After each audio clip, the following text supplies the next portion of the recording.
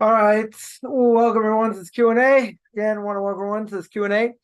A few things. Hopefully we are gonna discuss.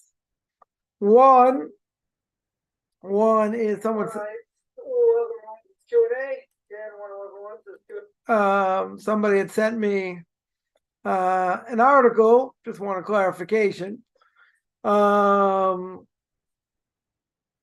And that was that there's an article sent basically saying that Hamas doesn't want to just kill Jews. Anyone doesn't believe like them. So that includes the church, Hindus, anybody, right? Seemingly anybody who does not agree with them. So question said was, are they war with the church as well? Right? Maybe because of adultery. I don't think it has to do with adultery. I think it has to do with the fact that, you read their book, which is pretty violent in general. You read their book, it's pretty clear. It's pretty clear. Believe like us or die. That's what it seems like. Because in church, I don't think necessarily much better. In the sense they're not, at least not these days, putting a gun to people's heads. They did it during the Inquisition, and other times. Believe like us or die. So I would say though, if you look at Islam in general, their goal is basically anyone who doesn't believe like them, you wipe them off the face of the earth. So, I mean, physically. So when it comes to, Christianity, well, Christianity says, okay, either, convert to Christianity, be a Christian, or you're going to fry in hell forever. Now, they've had their times. They've definitely had their times where, they were pretty violent, and it's either believe like us or die, right? Essentially die, right? Many Jews gave up their lives rather than kiss the cross. So here I would say, that, the question essentially was, is Hamas, or let's just say, radical Islam in general, are they at war with Christianity? And the answer is, they're at war with everybody. They're at war with anyone who does not think like that. Or let's say better, does not want to be like that. Right? That has nothing to do with what you believe. Whether they think, whatever religion, their savior is a prophet, not a prophet, irrelevant. What's relevant is they want everyone doesn't believe them to die. That's what they want. And they'll do it however they can. Right? So it has nothing necessarily do with, with beliefs, adultery, this, that. It has to do with the fact that's what they believe. That 100%, that's what they believe. It's not Webster's fifth definition here. You hear these protesters saying, from the land to the sea, Palestine's going to be free. They're not going according to Webster's eighth definition. There's we don't mean, so where the Jews going to be? Ask some of these protesters. They ain't going to be anywhere. They're going to be in the ground. That's what they want. Free of Jews, they can say, oh, they go wherever they want. So I'm going to go back to Germany. That was a great idea. I'm going to go back to Europe. I'm going to go back other places. I'm going to go back to Yemen. Someone had a great idea. Go back to Yemen. Look at all these, Muslim countries. How many Jews are there? How many Jews exist in these places? None. And they accuse us of ethnic cleansing? Come on. So bottom line, I don't really want to harp on this too much because I've spoken about it a lot. Bottom line is they're at war with anybody who does not think like them. That does not want to be a Muslim. That's it. There's no negotiation here. There's no, what if I do this or what if I do that? No. Either you be like us or die. That's it. That's what they think. Doesn't matter what your beliefs are. Doesn't matter what you think. That's it. Either you like this or you're not. Right? Finish. So it's not for any sensible reason. Oh, maybe it's just this. Maybe because, people speak Lashon Hara. Maybe it's because of some other, who knows? Maybe it could be 150 other reasons. Doesn't matter. They don't really care. They don't, anyone does not think like them. They want them dead. It's not like living in peace. Either be like us or die. Right? That's really the simple. That's a really simple explanation. I don't even have to get too deep here. Right? That's what they want. That's what they want across the board. It's just they're making a big thing out of it now against Jews, but because of what's going on. But if that wasn't the case, as I've seen many people make that case, Europe's next, America's next. There's other places where you think they're not going to do anything there either, right? That's what they want. They want to take over the whole place, in a violent way. It's a violent religion, right? No question. So, it has nothing to do with anything anyone else has done, or maybe it's this, maybe it's that they're upset about, or whatever it may be. Doesn't matter, right? Doesn't matter. They like it more, they like it less, irrelevant. Either you're going to be like us across the board or not. And if you're not, you look better on the ground, probably with a bullet in your head. Who knows what, right? So that is whatever. That's one thing. So second thing I'll mention, because it does happen to be Thanksgiving in the States. So I will mention there's there's a discussion whether Jews in general in the States should celebrate Thanksgiving, right? Orthodox Jews, right? Whether you should celebrate Thanksgiving. They say, come on. Secular Jews, they won't even see what the issue is. Right? They'll say it's not even a religious holiday. So there are some, it's not the majority opinion by any stretch, but there are some that hold Thanksgiving was a religious holiday way back when. Yeah, so therefore it's idolatrous. Therefore it's idolatrous, you don't celebrate it, right? Jews shouldn't celebrate it. But the vast majority of rabbinic authorities hold it's not idolatrous, so then what would be the problem?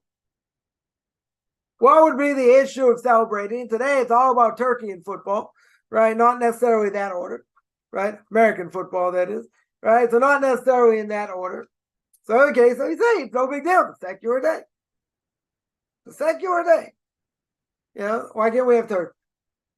Why can't we celebrate? It's a day of Thanksgiving. I mean, let's go back historically a little bit. They made this this whole thing with the Indians, and then after that, like, if you know anything about, American history, you could say, okay, they were thankful that they were there, blah, blah, blah, and then the next year they slaughtered all the Indians. How can you celebrate it? Where all the Indians left, sniffing aerosol cans somewhere in the Midwest, right, on some reservations, having casinos or whatever. Destroyed them. Totally destroyed them. Now most people say, yeah, it happened 300 years ago, 400 years ago. Whatever it is, say doesn't mean the same thing. I don't know. If that's what historically happened after the fact, how could you celebrate it with a clean conscience? If you know anything about history, you shouldn't celebrate it. In that sense, forget about religion. Forget about whether it's idolatry or not. What about historically? Imagine if there was a, commemorative holiday that really doesn't have any, religious significance that, the year after this, this holiday was established, they wiped out all the blacks or all the Asians. Everyone's, going to celebrate it. You would celebrate it. Well, most people are not thinking in those terms. For the most part, America's a secular country in general. Even though you get a lot of Bible thumpers there, it doesn't matter. It doesn't matter. One of the great quotes when I was going to a rabbinical school, I was interviewed in a local paper where I grew up, and So I made a claim, at least I got the quote right. That is that, a lot of people say they believe in God. I said, and I said that's a bunch of garbage. Right? That's pretty much how they quoted it, because they say, yeah, I believe in God, but what's the definition of God is? Right? And really, they believe in God. Like, he's in charge, he runs the world, it's divine providence. I mean, you could break it down. Probably not, for the most part. Probably, they'll say, well, I believe in God, but not like you. So what does that mean? What does that mean? Does he run the world? Did he create the world? Is he in charge of evil? Does he allow evil to, what does he do? Right? So, even in that sense, even you're going to say, okay, historically, it's not a big deal. Right? Because historically, it doesn't matter. People don't think about it. Nobody cares what happened to the Indians anyway. In general, no offense to any Indians out there. Right? Nobody really cares. It's about football and turkey. That's what it's about. Right? Probably that order. Right? That's what it's about today. For family to get together, probably for JITs, Jews in training, as I would say, it's probably the best day to get together during the year. Right? You don't have Shabbos to deal with. You don't have festivals to deal with. Okay, you might have to bring your own food, your own kosher food, whatever. All things being equal, you get along. There aren't going to be any fights about JC and whatever. Very good. Right? It's probably the best time to get together, for family, unless, family's an albatross, and then it's going to cause other problems. Right? But let's break it down. So even if historically you tell me it's not a big deal, nobody cares. Nobody cares. And it's not idolatry. Right? We're going to say it's not idolatry. Right? It's, no offense to any, those great rabbis who claim it was idolatry. Today's not idolatry. Not idolatry. Right? Now, even if you say it's not idolatry, is it something that should be done? Now, someone will say it's good to get together with family. It's a good day to get together. You're right. I would agree. But that's not what we're saying. The question is there anything wrong in Torah for a person to celebrate? So you say, so I always tell people, someone told me this week, they said, oh, you don't celebrate it. I said, right. I didn't celebrate it when I was in the States either. People thought that was like, how can you not celebrate it? Because there's a command in the Torah. The Torah says, we're not allowed to go in the ways of non-Jews. Now, it's not as simple as it sounds. Now, why do I say it's not so simple? Because there are different ways. There are different ways. There are different ways to look at it, right? One way to look at it is that even if you're going to say, okay, it's not idolatry, but what does that mean, going in the ways of the non-Jews? Right? There are different gradations of what that means. So if we're going to say in general, it's not idolatry, but there are things that Jews are not allowed to do. They're not allowed to do, right, if they're going in the ways, in the ways of non-Jews. Right? It doesn't give you permissibility, even if it's not idolatry. Now, we said before, if it's the only time, one of the only times you can get together, with family where it doesn't conflict with Shabbos, and other things, or festivals or whatever, which it doesn't, I would say it's a better time to get together. But, people have a hard time wrapping their head around the fact that, okay, today it's really a secular holiday. It's really a secular holiday. True. So I tell people, so, we're thankful every day. We don't need one day to say, make a special day for Thanksgiving, right? That's, that a day to be thankful. Every day you should be thankful, right? But there's an idea that, God says in the Torah that we are different. The Jewish people are different than everybody else.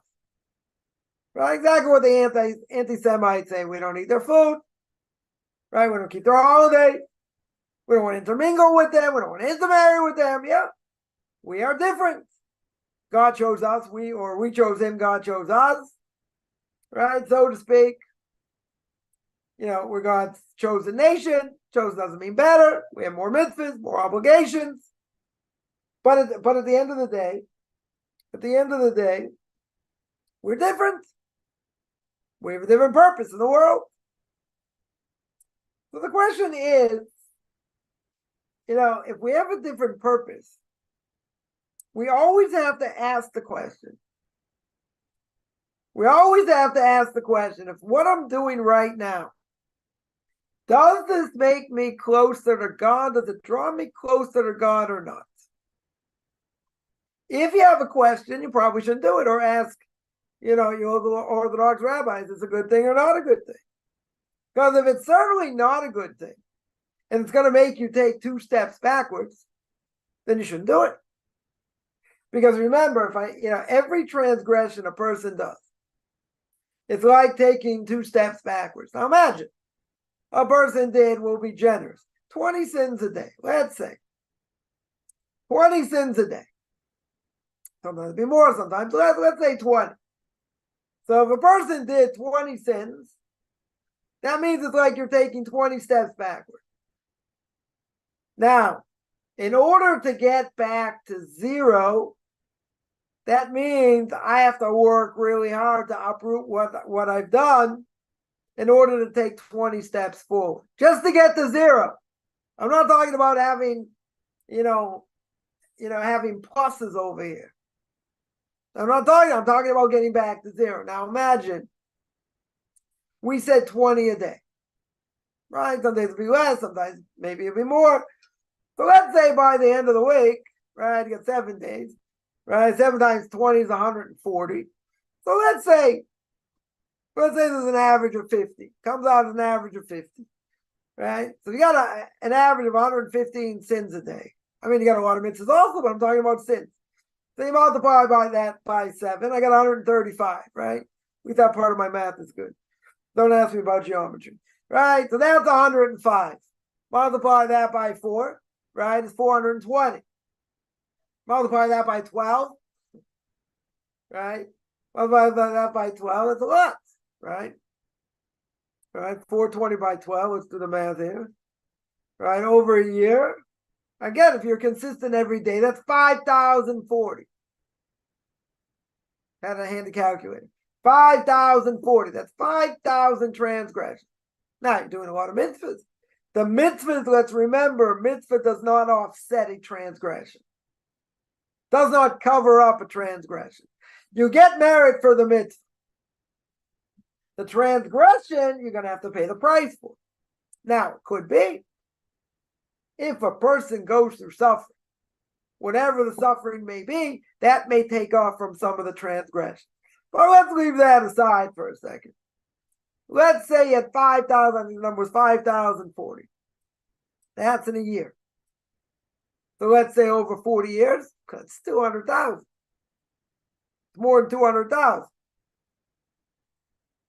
So now, 200,000, 200,000 transgressions, right? Let's imagine what you've done.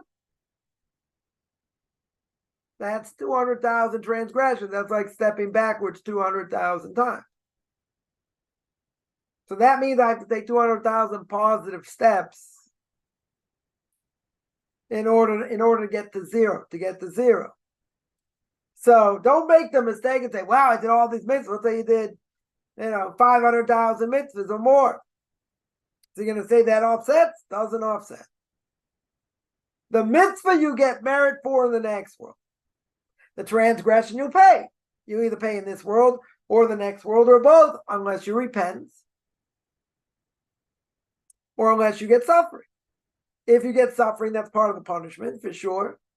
But that'll take away from transgressions, all these other transgressions. I'm not saying all of them, depends what a person suffers with, but it could take away a lot of transgressions by suffering. If we would know how great suffering was and what it does, we'd all line up. We'd all say, come on. Let me suffer more. Take off 1,000,000 transgressions. Put me in the positive. That'd be a huge thing. Anyone want to sign up? I don't think people want to sign up per se. So say it depends what the suffering is. We don't have a choice in that. Right? We don't have a choice in that. But the idea is that we always have to take stock of what we're doing on a daily basis. What did I accomplish? Right? Before your head hits the pillow, think about what you did during the day. Think about your interpersonal relationships. Think about, did you pray? Did you make blessings? Did you speak Lashon Hara? Make a list. You make a list to see where you're really holding in the world. Not such an easy thing to do. But I want to get sidetracked. The point over here is if I go in the ways of non-Jews in general. So if I'm a Jew, because this really applies to Jews, doesn't necessarily apply to non-Jews, right? Even Noahites, right? Even if they're not going to convert, I would say maybe it's a moral imperative, but even if they don't convert per se, that the idea is my goal is to draw as close to God as possible. That's my goal. That's what I'm doing, right? That's my purpose. Now, that's my purpose.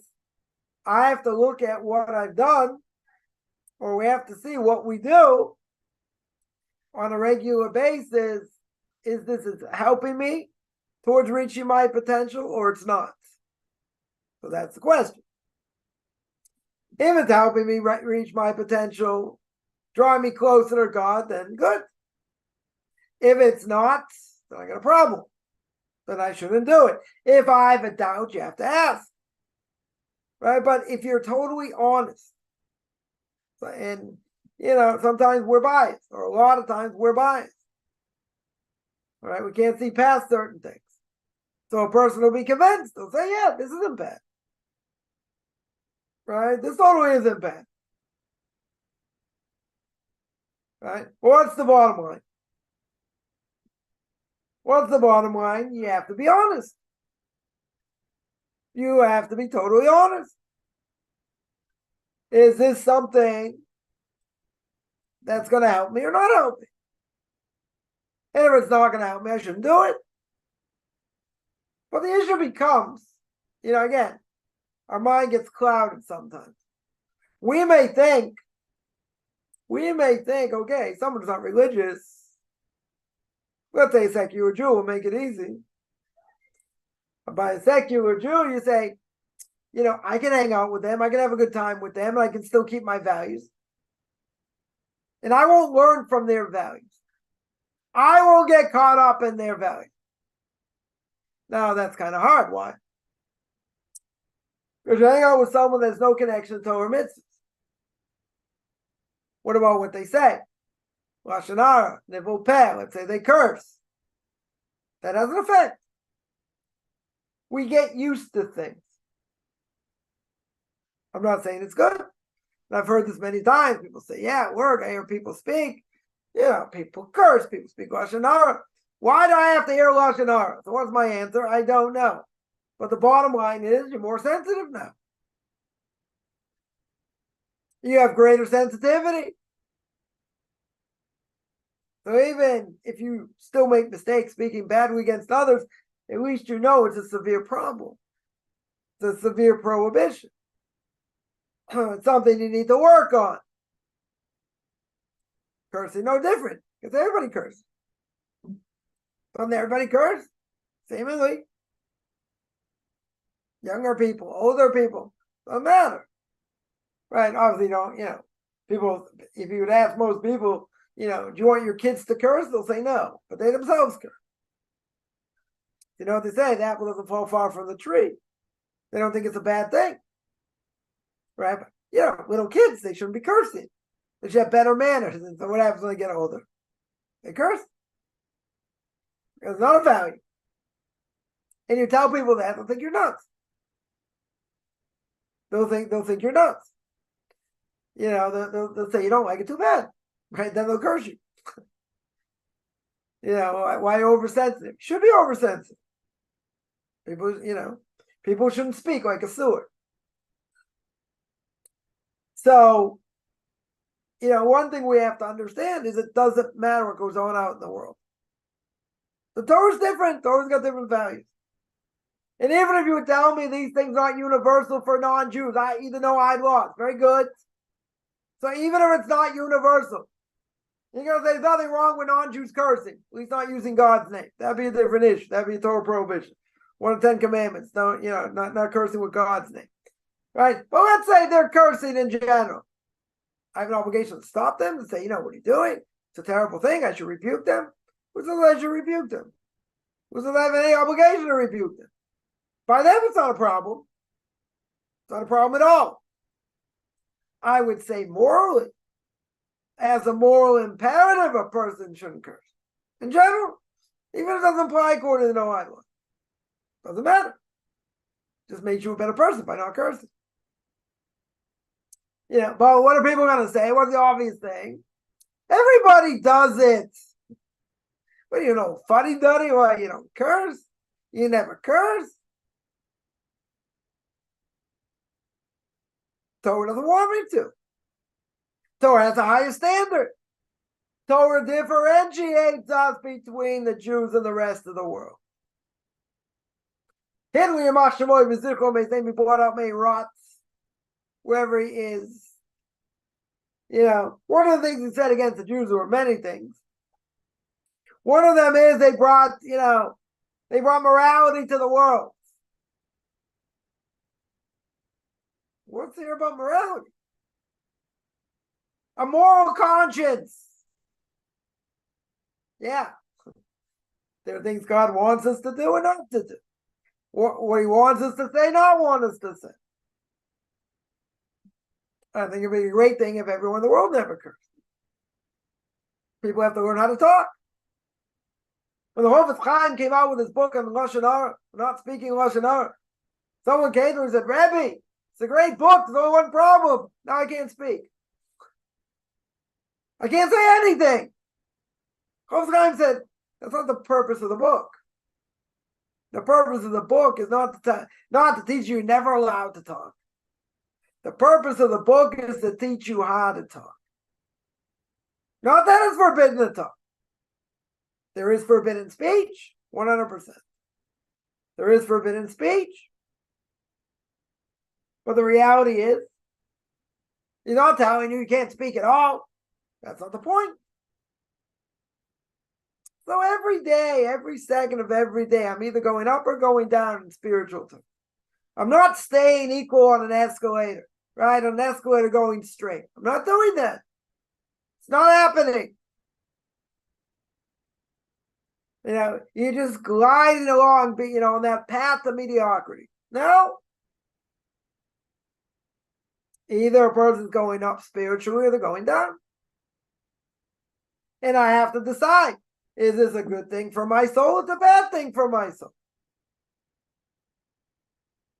But it gets cloudy because our evil inclination could convince us otherwise. And say, most people do it. I'm not doing it. This, that. They can convince themselves of a lot of things, but doesn't mean it's right. That's the evil inclination coming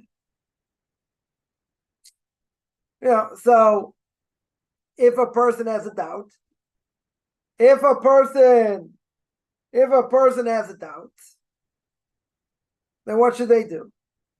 They should ask. They definitely should ask. No question. But see, we're biased. You got to ask someone who's out of the situation. Because we look at things one way. That's why it's important when a person learns, they learn with someone else. Because, they know what they think. But you bounce ideas off of each other because obviously not everyone thinks the same way. So if people don't think the same way, so good. Maybe you think the person's wrong because of this, that makes your side stronger. Or maybe they have a good point. Maybe your side is wrong. Right? When you're analyzing something.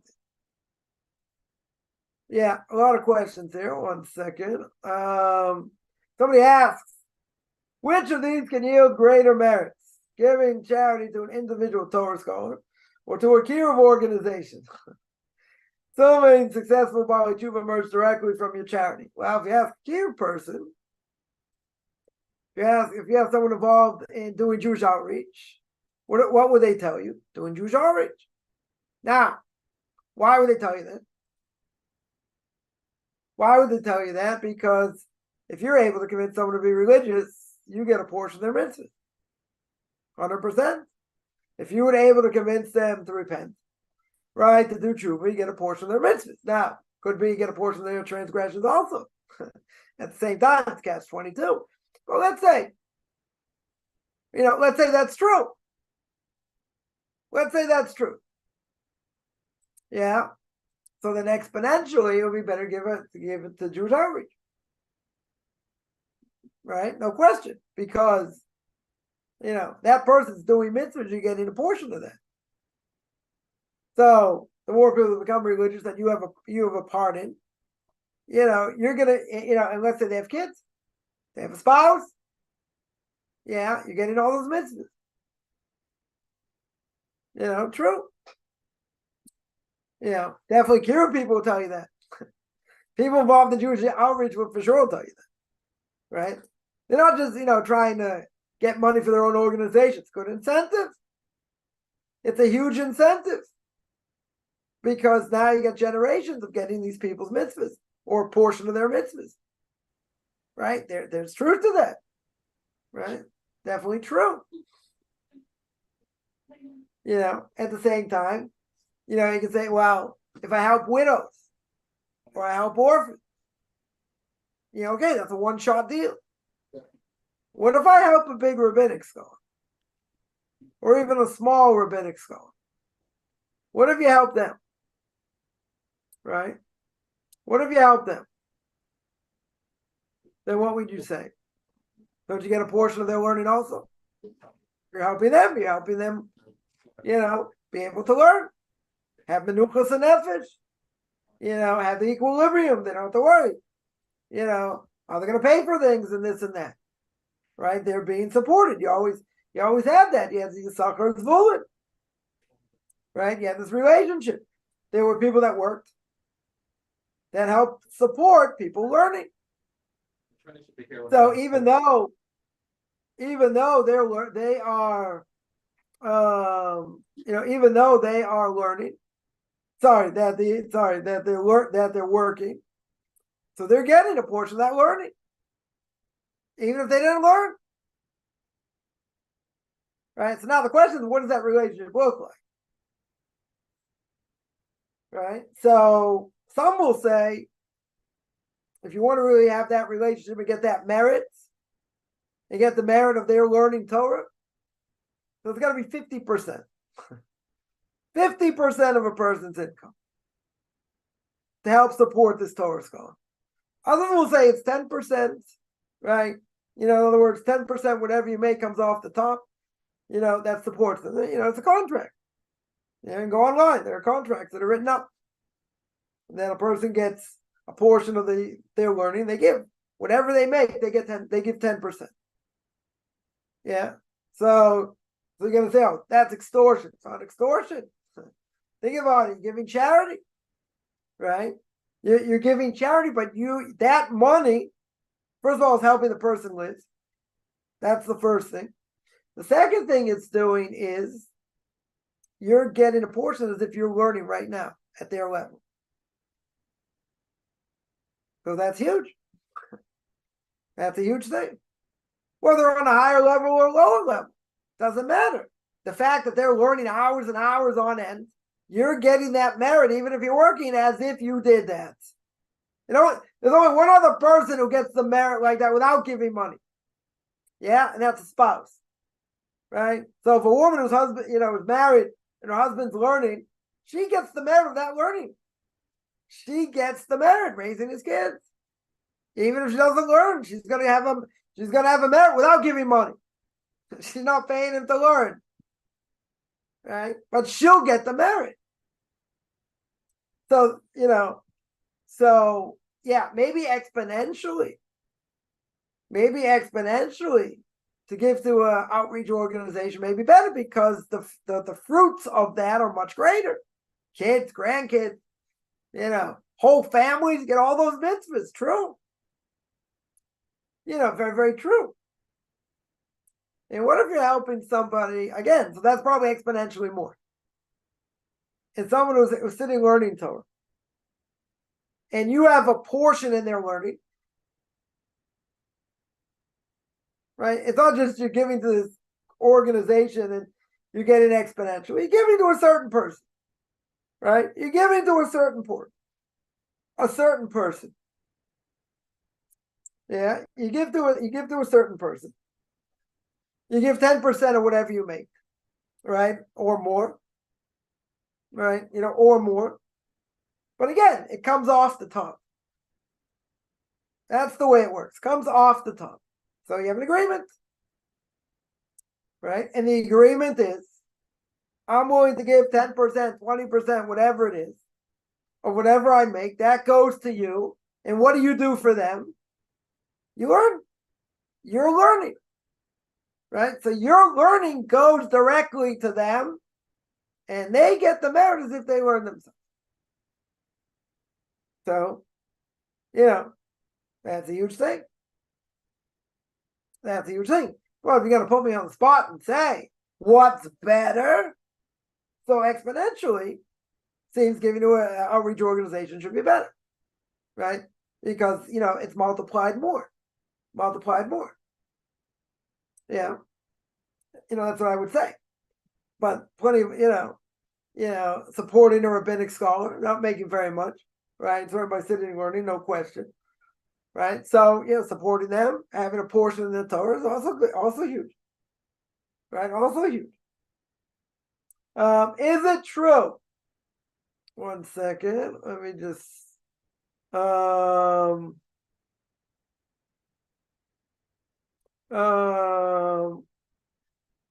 asked, Torah school near the hospital where my mom stayed, sent me a kosher lunch. They get the mitzvah, yeah.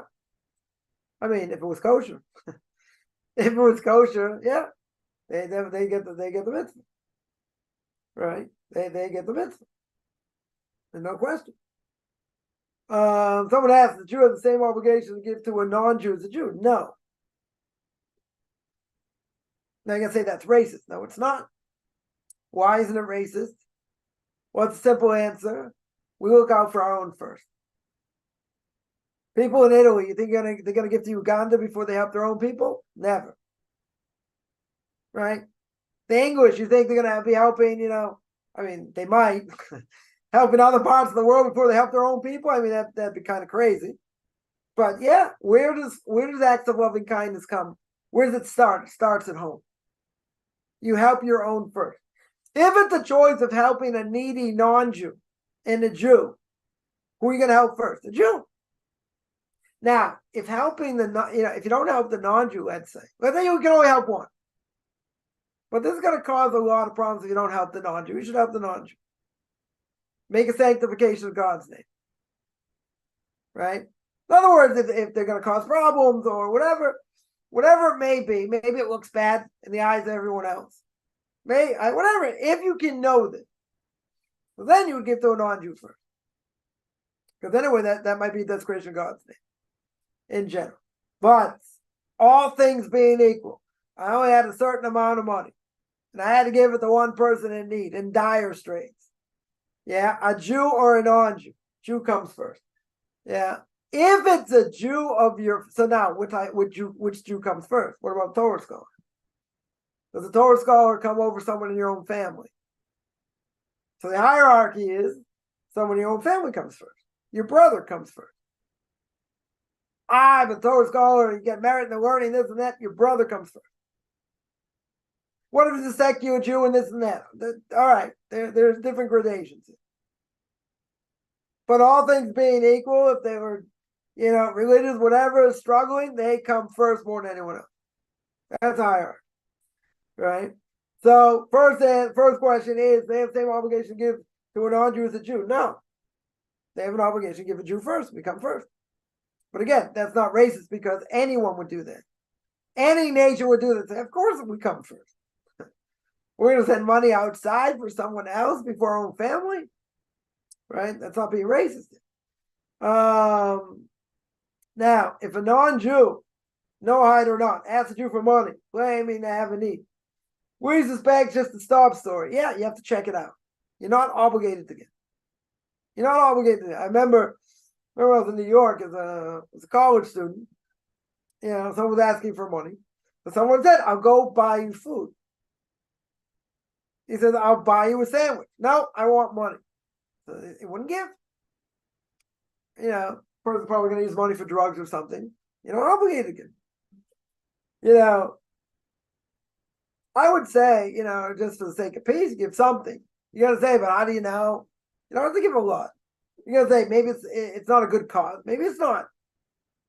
Right? Maybe it's not. If you're going to give, significant amount of money, check out the person, see if it's, just to see if it's a real case or not. That would be the issue. Right? That would definitely be the issue. But you don't have to give to everyone you see. See a lot in Israel, you don't know. If you have change, okay, you give something, whatever. But you're right. A lot of people have sob stories. And some of them are false. Some of them are lying. You see people collecting, they go collecting in the synagogue, they go all over. They do pretty well. They definitely do pretty well. So I remember everyone saying poor, you have to give, you have to give Matanos Levioni, even gives to the poor. Someone's like really, really poor. So like someone asked him, when all these people come collect, he goes, they're not poor. Well, they're not rich per se, but they're not poor. He says it's not so easy to find someone like truly, truly poor. Because the people collect all over, that's how they live. I'm not saying it's good, that's how they live. So do you have to check into the story? If you're gonna give, you could. I would say you want to give something, you don't want to. You're not necessarily obligated to do. Right? But if you want to give, you want to check out this story. How do you know they're telling the truth? Right? When people go collecting different communities, they have to be vetted. So they have to have a letter.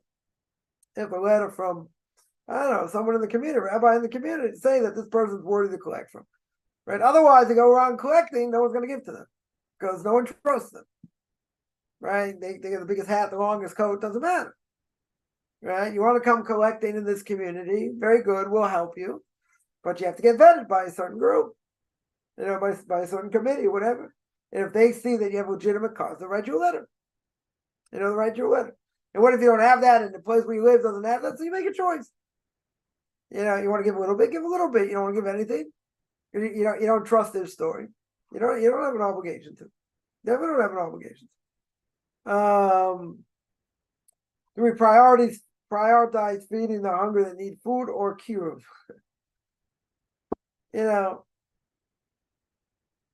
People will say, again, kiruv comes first at all costs. No matter if people starving now. They'll say you're getting the most buck for your money, right? Or money for your buck, I said it backwards. You're getting the most money for your buck. Why? Because it's going exponentially. It's going exponentially. I would say if you know of a case, again, this is me talking, if you know of a case where a family's going through going through dire straits, there's no food in the house. Let's say you know this to be true. Do not give to a kibbutz organization, give it to them. They need food. Right? Doesn't matter exponentially if a kibbutz organization, you're going to get a lot more mitzvahs. It's irrelevant. Someone's starving, you help them first.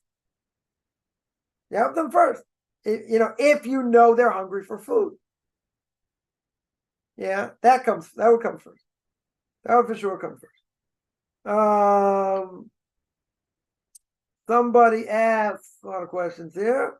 Is it true if a non-Jew does not have the intention to do evil, but doesn't? One second. A non-Jew has the intention to do evil, but does not act on it, would be punished for the intention. Yes. Right? Similar to a Jew. Right? That would be my assumption. In other words, you didn't do the act. You got stopped from doing the act. For whatever reason. Yeah. Are they punished even though they didn't do it? Yes. They are going to get punished. One second. It was a Jewish tribe with no Arabic. Okay. Someone here says, I remember hearing that person says one curse where they could lose all of their mitzvahs. I'll tell you where you could lose all your mitzvahs if you have regret for keeping mitzvahs. Let's say you go through a hard time, whatever, and you say, well, why did I keep all these mitzvahs? They didn't help me, and look what I'm going through now. In that case, you would lose all your mitzvahs. I'm not so sure if you curse someone, you lose all your mitzvahs. It's not good. Definitely, I don't think, it's not good. The question is, are you really going to lose all your mitzvahs? I have definitely seen it brought down that if you speak Lashon Hara, you speak Lashon Hara against someone else, right? That person gets, that person gets all your mitzvahs. Or you get all, I said opposite. Someone speaks Lashon Hara against you, not only all the transgressions, you get all their mitzvahs also. That's something you do all your mitzvahs for, speaking Lashon Hara against someone else. So I had a friend of mine once say, this person spoke Lashon Hara against you, you want all their mitzvahs? Probably don't want their mitzvahs, but you get all their mitzvahs. Yeah, speaking Lashon Hara, that would be the case. Having remorse or regret for keeping mitzvahs, you lose all your mitzvahs, as well. Someone asked, if physical suffering, like chronic or serious disease, be relieved by doing charity, playing down. Charity always helps. Prayer always helps. Prayer always helps. Now, are these things a guarantee? It could be. It's taking away a lot of sin, but yeah, certainly giving charity and saying psalms can definitely help. It's going to overcome everything. Listen, charity brought down. Charity saves from death. Doesn't say charity saves from suffering. It says it saves from death, right? But let's say a person gave a lot of money to charity, and they were in a serious accident. Let's say they were in a serious accident, they came out unscathed. Yes, it could be that charity protected them, or you could say they lost a lot of merit of their mitzvahs. It's like having a lot of extra lives. It's like having 1,000 extra lives, playing a video game, and now you just lost 500. Right? God took away 500 of these extra lives, so to speak, a lot of your merit, in order that, it kept you alive. Right? Going through something like that.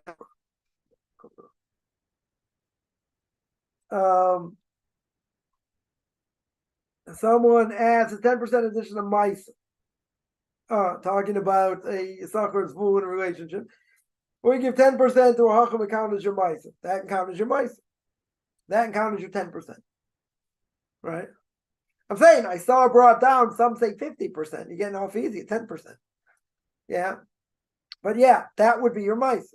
In other words, let's say, I don't know, a person made $100,000 a year, right? So what's 10%? It's 10,000, right? So 10,000, off the top, if you have this relationship, it goes straight to them, right? You wouldn't be giving mice or anything else.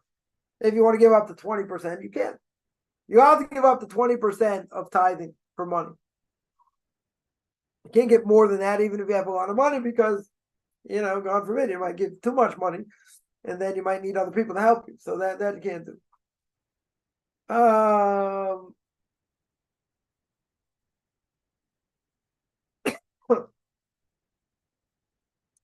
Yeah, someone there points out, better give Jewish causes than, someone comes panhandling and, let's say on the train or something like that. Yeah, it's a hard thing. If you're in New York and in these cities where, what are they going to do with the money? Probably use it for drugs or who knows what. Right? So, nobody says you have to give. Right? Yeah, nobody says you have to give. In such a case. Doesn't mean the panhandler was meant to come my way and Hashem is testing me. Could be, but who said? But again, who says you have to give? Could be a test, right? Definitely could be a test. Everything's a test, right? If everything's a test, if everything in general is a test, yeah, it could be. It could be.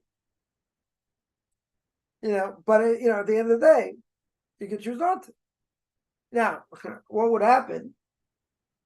What would happen? You don't want to, you don't give. And the person starts cursing you out for being a Jew. Is that desecration of God's name? I wouldn't say it's desecration of God's name. Who says you have to give? For the sake of peace, would it be better just to give them something? Yeah, maybe. At least so they won't say anything or whatever if you don't give. But but that's not the question. The question is, do you have to give? No. You wouldn't have to give in such a thing. Right?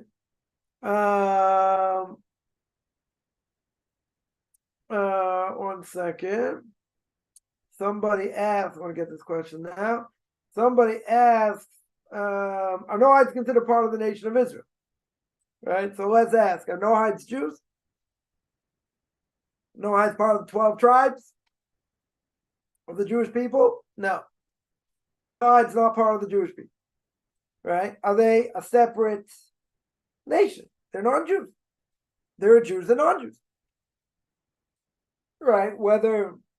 Doesn't matter where they're from.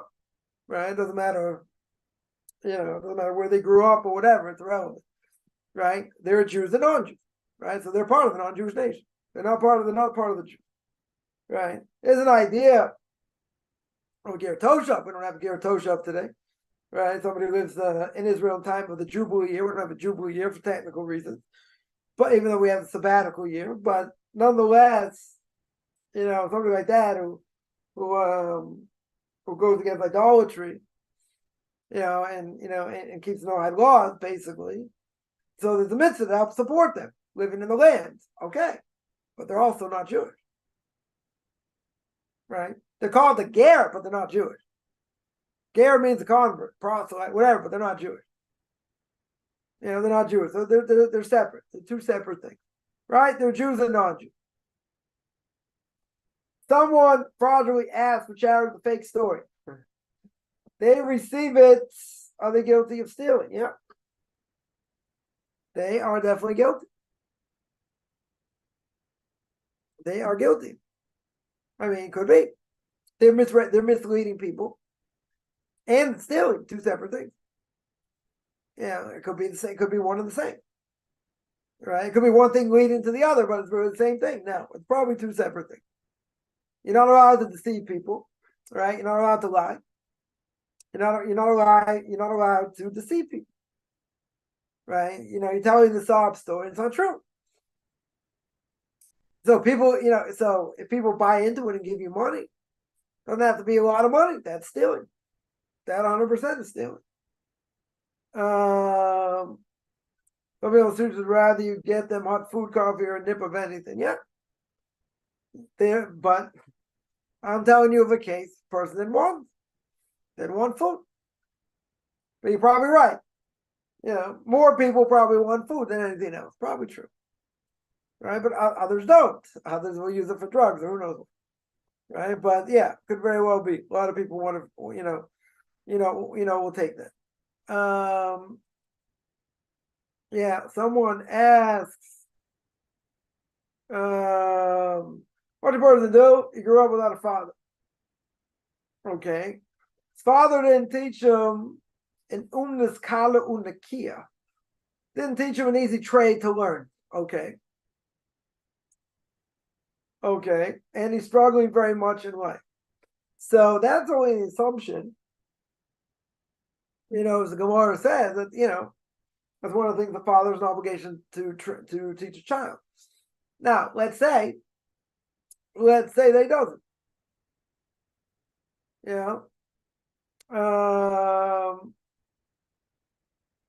Let's say he doesn't. Now, does that mean if the father does not train the child is doomed to poverty? I don't think it means that. Even if you grew up without a father, that means you grew up with not going to school. There are people who live on the streets, true. There are people that, don't finish, don't get a degree, true. They don't have a high school education. Barely have a high school education. Forget about a college education. College education you don't really need, for the most part. People tell you do, but it's one, it's probably one of the top 5 lies and the biggest lies in the world. People can get by very well without a college education. So even though everyone's bought into the system, will tell you have to do it, you have to get one, otherwise, you can hide for a job, blah blah blah. Not true. That's definitely not true, right? But so in this case, okay. So let's say a person grew up with without a father, yeah, and they didn't teach you, so that's the curse. If a person grew up with a father and never going to be able to make a living, that's a pretty strong statement to say. And what if your father was an alcoholic and he never taught you? So you're going to say, well, I mean, you have more of a chance of being an alcoholic. Your parents were alcoholics, or one of your parents were alcoholics. That's true, right? But at the end of the day, just because they didn't teach you a profession does not mean you're going to be poverty stricken. I mean, how many? I haven't taken the statistic. Might be an interesting thing to look into, But how many parents and how many fathers? Let's say that. How many fathers today have really taught their sons a profession? An easy profession, doesn't matter, right? We'll make it, we'll make it easy, an easy profession. You want to say it's the majority? Majority fathers teach their kids an easy profession. We're only talking about Jews, not non-Jews. That's what the Gemara is talking about. It's not talking about non-Jews. It's talking about Jews, right? The obligation of a father to teach his child. Yeah, but it's not a curse if he doesn't. It's just that's his obligation, right? The assumption is, I could be wrong. You can tell me, you can tell me if I'm wrong in this assumption, but my assumption would be whether, even if they don't, and that's their obligation. Let's say a Jewish father's obligation to teach his son a trade, right? An easy trade, okay. Even if that's their obligation, what if they don't? Does that mean that their child is cursed to poverty forever? It's very hard to say. Very, very hard to say. What if the father's a chemist, a biological engineer? Yeah, he's going to give that over to his kid? No. So, you're telling me something easy. What if he can't teach you anything else? What if you had a father and he couldn't teach you anything else? So you tell me, well, maybe transgresses over here. He's got to, train son. I think things are very different today, because a lot of times, I think the majority of times, and I'll go out on a limb here, take it with a grain of salt. I think the vast majority of time, a father is not teaching his kid a trade. Majority of the time. I'm not saying it never happens. It never happens. I don't think it's the majority of the time today. Definitely don't think it's the majority of the time. So it doesn't matter. Right? In other words, a person would say, just by the point of the question, a person would say, well, they never had a father, they're doomed to poverty. Who says they're doomed to poverty?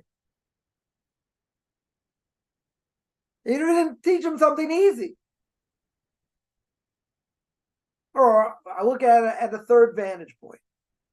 What if he taught something? What if he did give him a trade? What if he taught him an easy trade? And the son goes out to the world, he doesn't make money from it. And he struggles. So what did it help him? What in the world did it help him if he taught him a trade? He didn't make any money. You got to say, I should have done this. If the kid would have done this, that, and the other thing, he would have made it. I know of a story.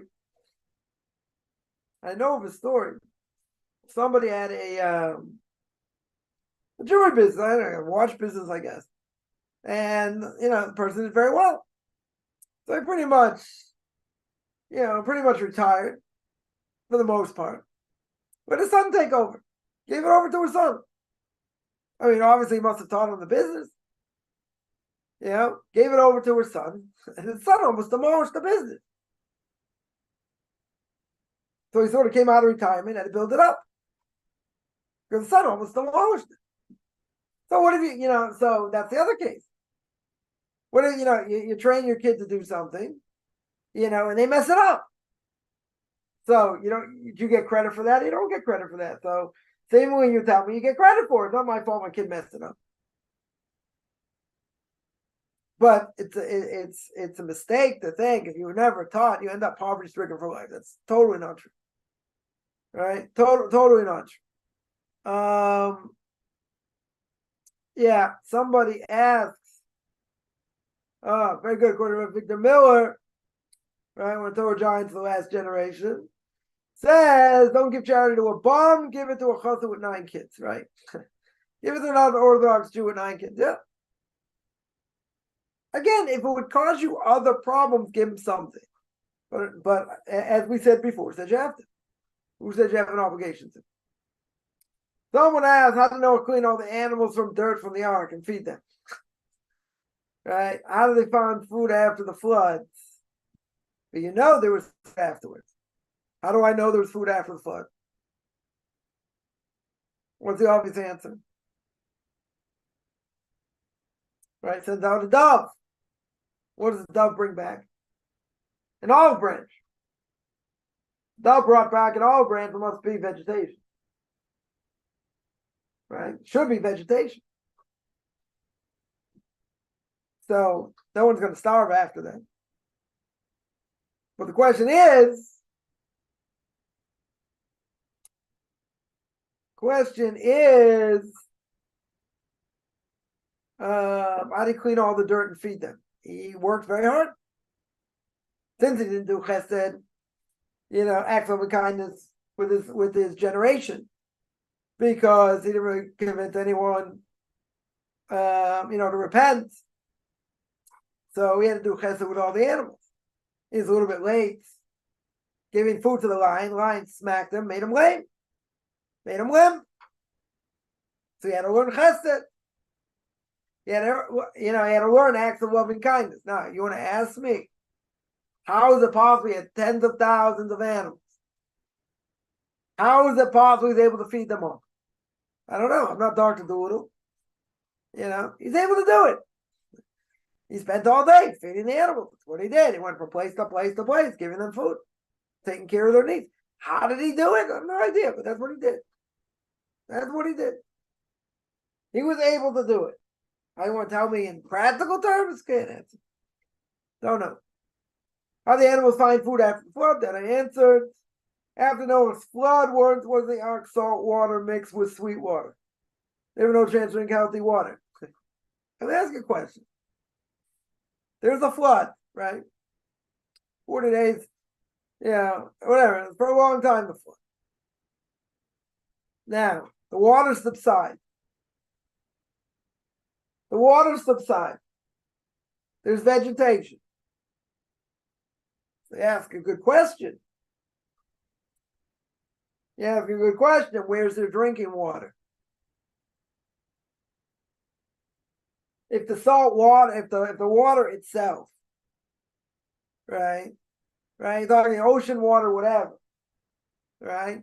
The world is saturated, let's say, with salt water. Now, so us rabbis are very good at asking questions with questions. So I'm going to flip the script here, and I'm going to ask you the following question. How many days can a person live without water? 3 days? Food you can last long without food longer. I think 3 days. I think 3 days go without water, you'll die. Right? Maybe I'll go to Rabbi Dr. Google here.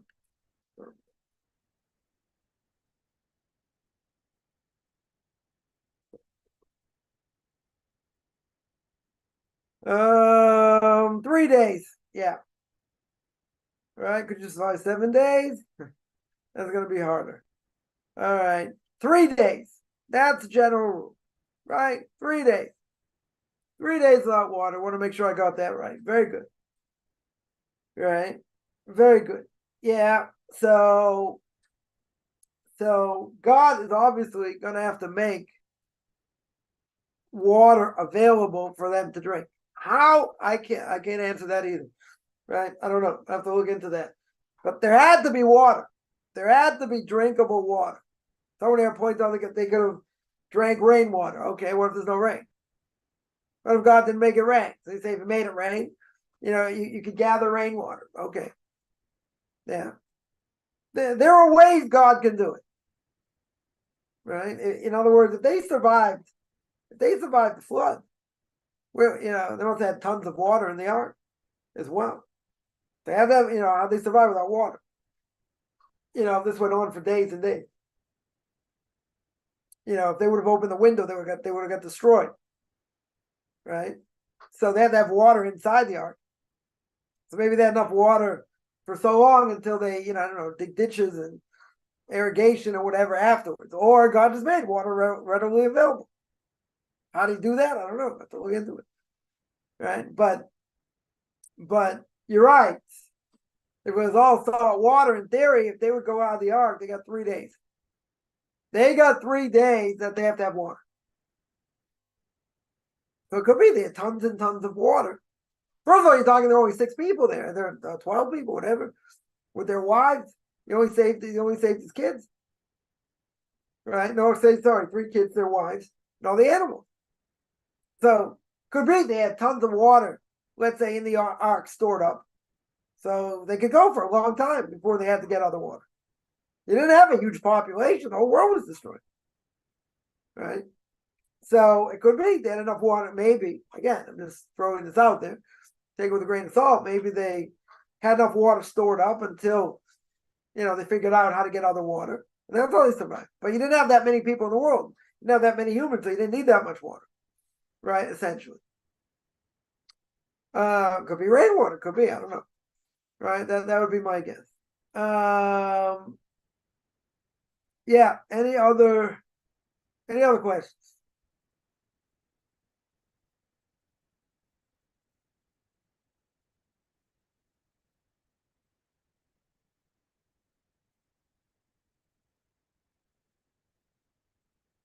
All right, I'm going to stop here. I do this every Tuesday and Thursday, 10 o'clock Eastern Time, 5 o'clock Israel Time. Anyone has any questions, feel free. You can find me on Facebook at Rabbi Chaim Coffman, Beyond Orthodox Conversion Judaism, orthodoxconversion.com, Beyond Orthodox Conversion to Judaism on YouTube. There I got videos on the Torah portion of the week, Q&As, Ethics of Our Fathers, Book of Leviticus, controversial issues. You want to send me an email, rabbichaimcoffman@gmail.com, RBBI. CHIMCOFFMAN @gmail.com, which I'm good. Beginning of the day, middle of the day.